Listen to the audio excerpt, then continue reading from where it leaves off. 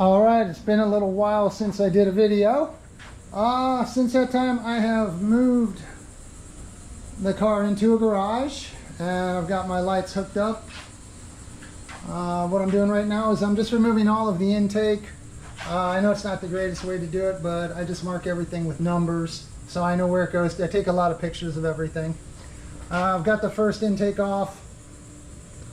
It looks a little dirty inside. Not too bad, but you know, the engine's looking not so great. I found some issues. Not sure what's going on here. It looks like we got, this looks like a water hose that comes out and goes somewhere. And if you look at it, you can see it's been JB welded. I don't know if the whole piece comes off or not, or if it's just something that's going to have to stay like that. We'll see how it goes. My main goal right now is just to do what I can with the fuel. And the fuel tank up there is all cleaned out and ready to go. I'm getting ready to put that all back together.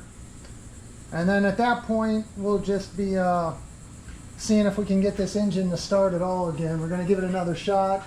But first I'm going to rip the whole top end down, replace the coil, everything. The distributor cap, the rotor, all new spark plug wires I already have. And we'll see what we can do from there. And right now I'm just going to try and work on taking this entire intake off. Best I can.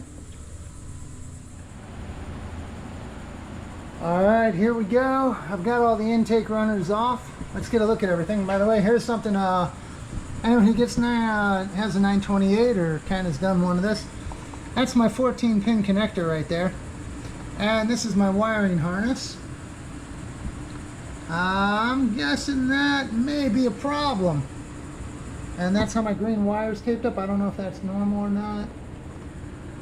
But here's what we have right now. I'm about to take the top off. I do have the Porsche emblem that goes on there.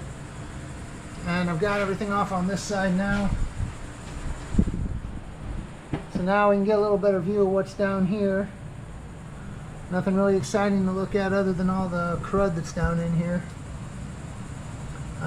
Still, gotta be honest, not sure where to go from here. That actually wasn't that hard. Once you have the right tool, it's pretty easy.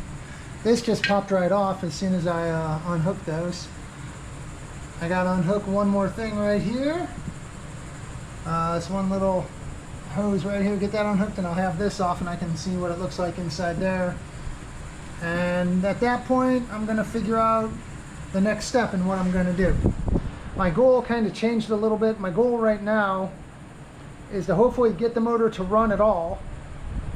Then once the motor's running, redo all the brakes because they're completely shot, and then take it out, maybe take it for a quick little drive around the block, and then come in, take it all apart, start doing all the big stuff like the timing belt, the water pump and everything. We're just going to have to wait and see how all of that goes. Alright, that's probably going to be it for this one.